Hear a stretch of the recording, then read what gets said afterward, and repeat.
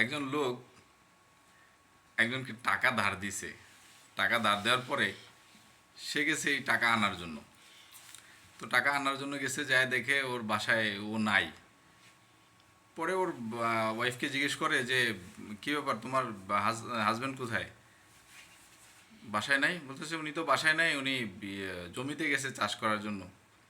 পরে বলছে জমি কোথায়, আমাকে জমিটা দেখায় দাও তো, আমি যাবো তার কাছে। পরে ওনার স্ত্রী জমি দেখায় দেয়, উনি সেখানে যায়। যাওয়ার পরে গিয়ে বলতেছে কী ব্যাপার, তুমি আমার কাছ থেকে টাকা আনছো, টাকা কেন দিচ্ছ না? পরে বলতেছে যে তোমার ব্যবস্থাই করতেছি। তো কী ব্যবস্থা করতেছো? বলতেছে এই যে তেঁতুলের বিচি লাগাচ্ছি, তেঁতুলের বিচি থেকে গাছ হবে, গাছ থেকে ফল ধরবে, পরে ফল পাকবে, সেই ফল বিক্রি করে পরে তোমার টাকা দিব। এই কথা শুনে ওই পাওনাদার লোকটা হাসতেছে।